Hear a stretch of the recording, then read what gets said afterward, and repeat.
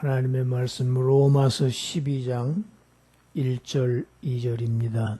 로마서 12장 1절 2절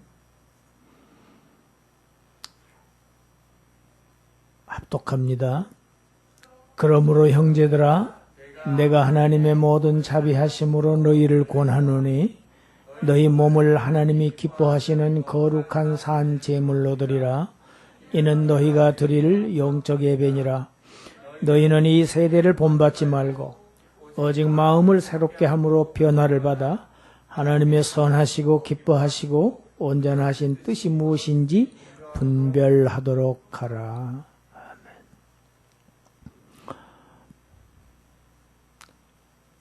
오늘 본문이 가장 짧은 것 같습니다. 설교가 짧을지는 모르겠어요. 우리가 사는 이 세상을 우리가 살기 이전에도 헤아릴 수 없는 그런 많은 사람들이 살다가 떠났습니다. 그리고 지금도 수십억 명이 이 지구에서 살아가고 있고 또 다른 사람들이 계속 이 세상에 와서 살게 될 것입니다. 이렇게 수없이 많은 사람들, 무수한 이 사람들에게 아주 공평하게 주어진 것이 하나 있습니다. 아주 공평한 것이 있습니다. 삶의 모습은 다르지요. 조금 부하게도 살고 가난하게도 살고 삶의 형태들은 다르지만 아주 공평한 것이 있습니다. 아무리 신분이 높은 사람도 또 아무리 아주 비천한 사람도 다 똑같이 단 한 번의 삶을 산다는 것입니다. 두 번 살 수가 없습니다.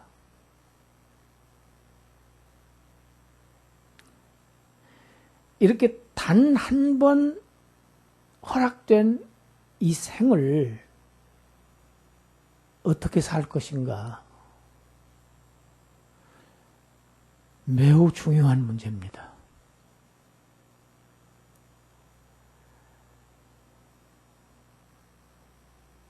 이것은 그 사람의 마음의 생각이 무엇을 과연 귀하게 여기고 가치 있게 여기느냐에 따라서 좌우합니다. 그래서 거기에 따라서 살게 되어 있습니다.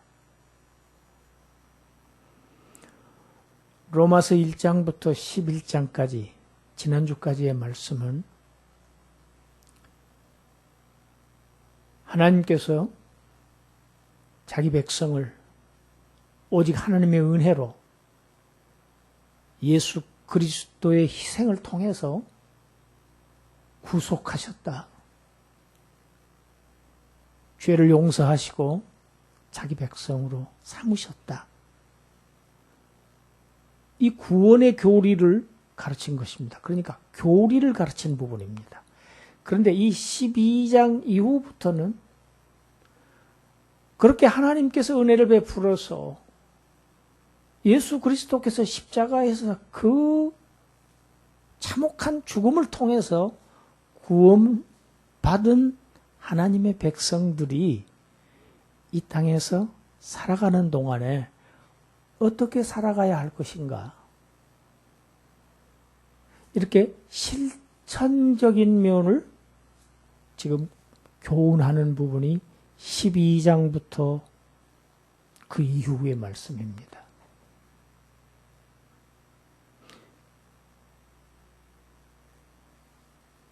오늘 본문을 바울은 이렇게 시작합니다. 내가 너희에게 권하노니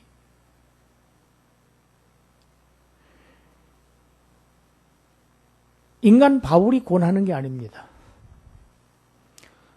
이 바울이 권고하는 그 권고의 근거는 하나님의 자비하심에 근거한 것입니다. 11장에서 하나님의 인자하심이 나옵니다. 하나님의 자비하심으로 우리가 구원을 받은 것입니다. 그런 하나님의 백성들에게 그 하나님의 자비하심을 근거로 해서 권고를 한다. 여러분, 이 권고는 단순한 권고로 보아서는 안 됩니다. 아주 막중한 지켜야 할 책임이 뒤따르는 엄중한 명령으로 들어야 합니다. 이렇게 얘기하면 사람들은 굉장히 부담을 느낍니다. 명령, 책임, 의무, 짐으로 여깁니다. 그러나 하나님의 명령은, 성경에 있는 하나님의 명령은 우리를 저주하시기 위해서, 우리를 힘들게 하기 위해서 명령하시고 이것을 해라 저것을 순종해라 하시는 것이 아니고 우리를 구원하시기 위해서, 우리를 축복하시기 위해서 명령하시는 명령입니다. 할렐루야. 그래서 하나님의 말씀을, 명령을 지키는 자가 복을 받게 되어 있습니다. 그런데 왜 구원받은 성도들까지도 이것이 명령이라고 하면 부담스러울까? 아직도 우리가 죄에서 완전히 벗어난 상태가 아니기 때문에 그렇습니다. 잘 모르기 때문에 그렇습니다. 하나님의 천지 창조 보세요. 성경은 시작부터 하나님의 명령으로 시작합니다. 하나님의 명령이 없었으면 이 우주가 있을 수가 없고 내가 있을 수가 없습니다. 하나님의 말씀의 명령이 빛이 있으라 하심의 빛이 있었다. 다 명령으로 되어 있습니다. 하나님 백성을 애굽에서 이스라엘을 구원내실 때도 내 백성을 보내라 바로에게 명령하셔서 구원을 이루신 겁니다. 하나님의 명령은 우리에게 복된 것입니다. 순종하면 복입니다. 불순종하기 때문에 화가, 저주가, 사망이 미친다고 성경은 얘기하고 있습니다. 구원받은 하나님의 백성들이 이 땅에서 살아가면서 아주 명심해야 될 한 가지가 있습니다. 절대로 잊어서는 안 될 것이 한 가지가 있습니다. 그것은 나는 내 것이 아니라는 사실을 알아야 됩니다. 나는 하나님의 것이 되었다는 사실을 분명하게 알고 살아야 합니다. 이것이 무엇보다도 중요합니다.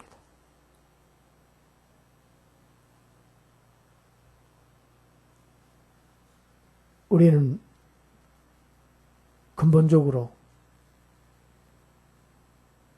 마귀에게 순종했던 사람들이었다고 에베소서에 기록되어 있습니다. 악한 자에게 속했다고 되어 있었습니다. 그러던 우리를 하나님의 능력으로 예수 그리스도의 보혈 피의 공로를 통해서 우리를 하나님께서 예수 그리스도를 희생해서 그 값을 치르고 우리를 사셨다고 기록되어 있습니다. 우리는 하나님께서 사셔서 사들이셨어요. 값을 치르고 사들이셔가지고 자기 것을 만드셨다고 성경은 가르치고 있습니다. 우리는 하나님의 것입니다. 할렐루야. 더 이상 마귀의 것이 아닙니다.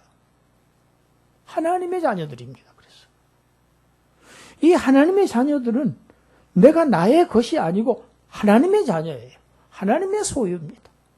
이거는 얼마나 복된 신분인 줄 알 수 없습니다. 이것이 그리스도인들의 정체성입니다. 나는 내 소유가 아니야. 따라서 나에게 속한 모든 것이 다 내 것이 아니고 하나님께 것이다. 하나님에게 속한 것이다. 이것을 알아야 합니다. 이것은 삶의 태도를 결정하는 아주 중요한 결정적인 요소가 됩니다.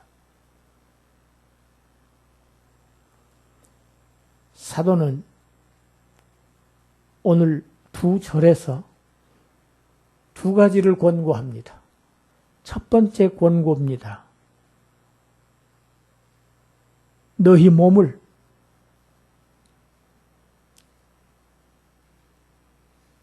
하나님이 기뻐하시는 거룩한 산 제물로 하나님께 드리랍니다. 너희 몸을 하나님께 드리라.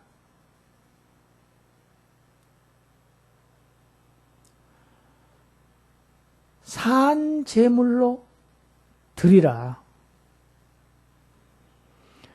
여러분, 하나님께서 천지 만물을 창조하셨습니다. 그리고 그 천지 만물을 다 그를 지배하고 정복하고 다스릴 아주 위대한 존재를 지으셨습니다. 마지막에. 그것이 아담입니다. 아담에게는 두 가지 사명을 주셨습니다. 첫 번째 사명, 하나님을 섬길 복된 사명을 주셨습니다. 이건 하나님을 섬기는 제사장으로 아담을 지으신 것입니다. 두 번째 사명은 하나님께서 지으신 모든 피조 세계를 하나님의 대리자가 되어서 그들을 잘 돌볼 청지기적 사명을 주셨습니다. 청지기 사명입니다. 하나님을 향해서는 제사장, 그리고 하나님의 모든 피조물을 대해서는 청지기, 이 두 사명을 주었는데 첫 아담은 실패하고 말았습니다. 하나님을 섬기지 않고 하나님을 배반하고 마귀에게 순종해서 마귀에게 속하는 엄청난 실패를 했습니다. 하나님께서 둘째 사람, 마지막 아담, 그리스도를 영원한 대제사장으로 보내셔서 첫 아담의 후손들, 하나님을 배반하고 죄인이 된 죄의 나락으로 굴러떨어져서 마귀의 소유가 되어버린 그 첫 아담에 속한 아담의 후손들을 위해서 이 영원한 대제사장, 그가 짐승이 아닌 자기를 속죄 제물로 바쳐서 그들을 구속해서 깨끗하고 거룩하게 하셔서 그들을 하나님의 백성으로 삼으신 것입니다. 이 하나님의 백성들은 영원한 대제사장 예수 그리스도와 연합하는 방식으로 저들을 구원하셨습니다. 대제사장과 연합한 그 사람들은, 구원받은 그리스도인들은 하나님을 이제는 섬길 제사장 직분들 자들입니다. 그것을 사도 베드로는 베드로전서 2장 5절에서 이렇게 이야기합니다. 함께 읽습니다. 너희도 산돌같이 신령한 집으로 세워지고 예수 그리스도로 말미암아 하나님이 기쁘게 받으실 신령한 제사를 드릴 거룩한 제사장이 될지니라. 이어지는 2장 9절에는 너희는 다 왕같은 제사장들이라고 되어 있습니다. 왕같은 제사장들.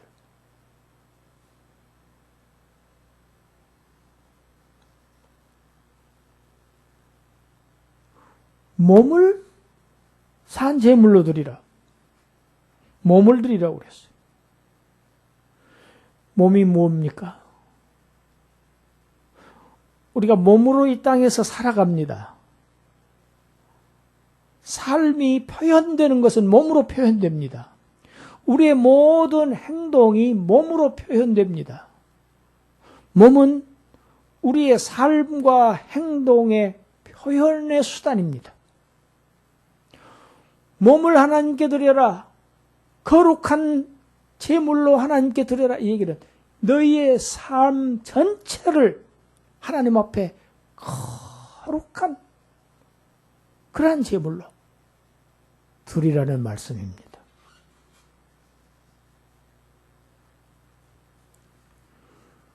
구약에 보면 평생을 성전에서 하나님만을 위해서 살았던 사람들이 있습니다. 제사장들, 레위인들입니다. 그 사람들은 하나님께 드려진 자들이었습니다. 하나님께 드려졌습니다. 그들의 직분은 하나님을 항상 예배하는 것이 그들의 직분이었습니다. 하나님께 제사를 드리는 것이 직분이었습니다. 그런데 구약의 제사장들은 어떤 예배를 드렸습니까? 짐승의 몸을 드렸습니다. 짐승의 희생제사를 하나님께 드리는 자들이었습니다. 신약에서 이제 짐승이 아닌 예수 그리스도께서 오셔서 자신의 몸을 희생하셔서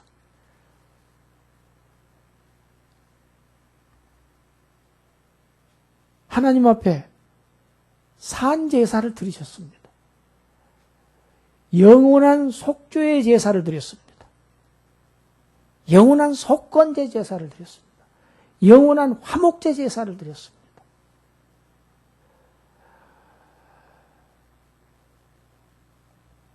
예수님은 이 땅에 오셔서 단 한순간도 자기 자신을 위해서 사시지를 않았어요.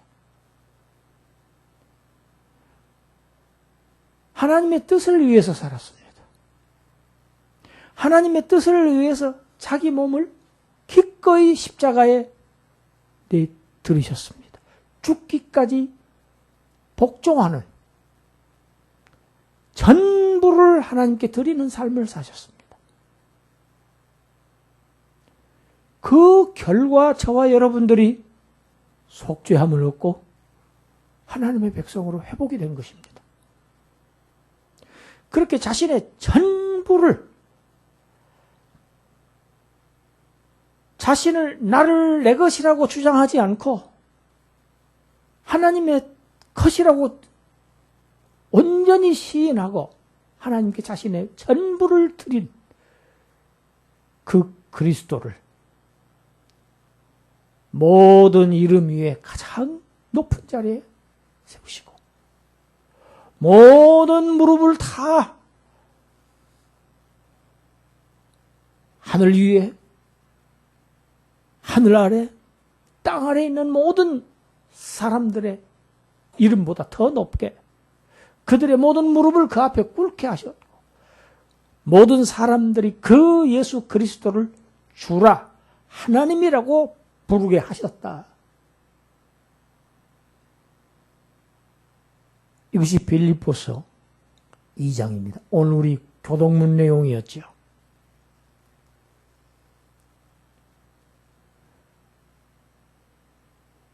자신을 전부 온전히 하나님께 드림으로써 구속함을 받은 자들, 그러한 하나님의 백성들은 이제 어떻게 살아야 될 것이냐. 예수 그리스도께서는 과연 왜 그렇게 하셨느냐. 그 이유가 고린도 후서에 기록되어 있습니다. 왜 그렇게 참혹하게 자신을 희생까지 시켜가면서 우리를 구원하셨느냐. 고린도 후서 5장 15절 함께 읽습니다.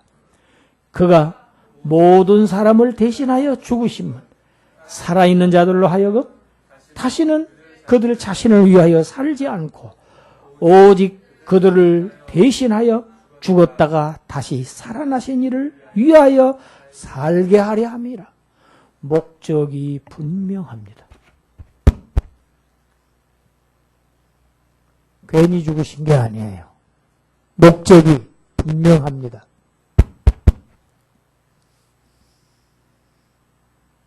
종으로 오셔서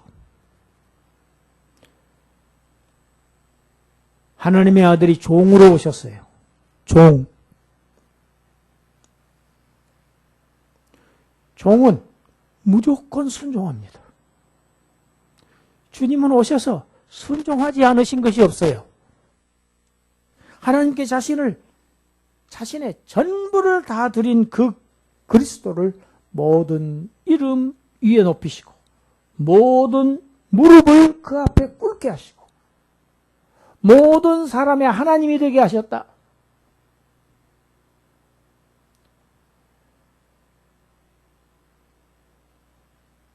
우리를 향한 하나님의 계획은 그 그리스도를 본받게 하시는 것이 하나님의 목표입니다. 그 부활하신 그리스도를 본받아서 부활하게 하시는 것이 하나님의 목표이고 그 그리스도의 성품을 우리에게 주시려고 하시는 것이 하나님의 우리를 구원하신 목표입니다. 주님을 위해서 스스로 종이 되는 자가 주인이 됩니다. 주님을 위해서 낮은 곳으로 내려가는 자가 높아지는 자가 됩니다. 이게 주님의 모습이에요. 주님을 위해서 한없이 가난해지는 자가 가장 풍요로워지는, 부유해지는 길을, 주님을 위해서 죽는 자가 진정한 영원한 영원한 생명을 얻게 되는 길입니다. 2절에서 그리스도인의 두 번째 사명을 얘기를 합니다. 첫 번째 사명은 제사장의 사명이었죠. 두 번째 사명은 선지자의 사명입니다. 그리스도인의 신분은 비록 지금 잠시는 이 세상에 살고 있지만 이 세상에 속한 사람들이 아닙니다. 하늘에 속한 사람들입니다. 하나님께 속한 사람들입니다. 그래서 하나님의 자녀들입니다. 이 세상에 동화되어서 이 세상과 함께 휩쓸려 내려갈 그런 존재들이 아닙니다. 이 세상 사람들하고 똑같은 방식으로 살아도 되는 사람들이 절대로 아닙니다. 이 세상과는 다르게 살아야 될 구별된 사람들입니다. 이 구별을 성경에서는 거룩하다고 표현합니다. 구별된 것. 어떻게 구별된? 하나님께 구별돼서 드려진 것이 거룩합니다. 구약에 하나님께 드려진 모든 성소에 있는 것들은 다 거룩하다고 되어 있습니다. 그래서 하나님께 드려지는 성도들은 성별된 자들입니다. 거룩한 백성이라고 합니다. 이 세상에 잠시 살고 있지만 이 세상에 속해 있지 않고 이 세상에 동화될 사람들이 아니고 세상과 구별되어서 이 세상을 변화시켜야 할 사람들입니다. 구약의 선지자들 있죠. 수많은 선지자들을 하나님께서 보내셨습니다. 하나님의 메시지를 전했던 사람들입니다. 이 세상에 살고 있는 사람들의 생각을, 마음을, 그들의 운명을 바꾸기 위해서 하나님의 말씀을 전했던 사람들이 하나님의 선지자들이었습니다. 오늘 이 땅에 살고 있는 그리스도인들 다 선지자의 사명을 받은 자들입니다. 성경은 우리가 살고 있는 이 세대를 악한 세대라고 표현하고 있습니다. 요한일서 5장 가보면 19절에 가보면 온 세상은 악한 자 안에 처해 있다고 되어 있습니다. 그 악한 자는 마귀 사탄을 얘기합니다. 이 세상에는 임금이 있다고 되어 있습니다. 요한복음에. 세상의 임금 마귀 사탄입니다. 세상에 속한 자는 마귀에게 속한 자라고 되어 있습니다. 갈라디아서 1장 4절을 보면 우리 함께 읽습니다. 그리스도께서 하나님 곧 우리 아버지의 뜻을 따라 이 악한 세대에서 우리를 건지시려고 우리 죄를 대속하기 위하여 자기 몸을 주셨으니. 왜 자기 몸을 주셨느냐? 이 악한 세대에서 하나님 아버지의 뜻대로 우리를 건지시기 위해서, 죄를 대속하기 위해서 자신의 몸을 내어 주셔야만 했다는 것입니다. 이 악한 세대에서 우리를 건지시기 위해서 자기 몸을 내어 주셔서 건지셨어요. 그 건짐을 받은 자들이 이 악한 세대와 동화되어서 그게 똑같이 송해서 똑같은 방식으로 살아가다니, 그러면 그리스도께서 왜 죽으셨느냐? 너희를 구하신 목적이 무엇이냐? 그렇게 사는 자들은 하나님과 원수되는 삶을 사는 것이다. 이건 말할 수 없는 하나님에 대한 배신이다. 용서받을 수 없는 배신이라는 거예요.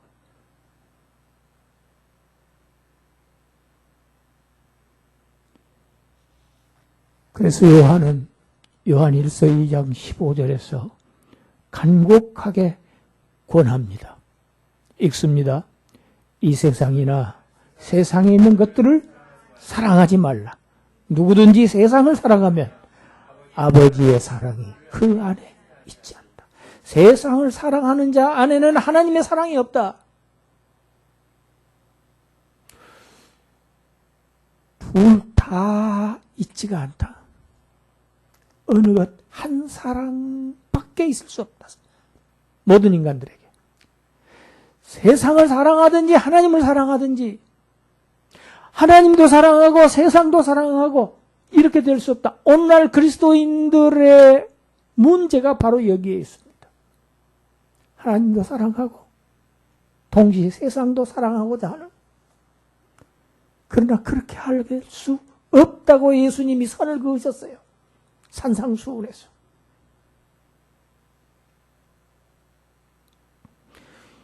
이 세대를 본받지 말아라. 이 세상을 본받지 말아라. 이 세상 풍속을 따라서 살지 말아라. 그리스도를 본받아야 한다.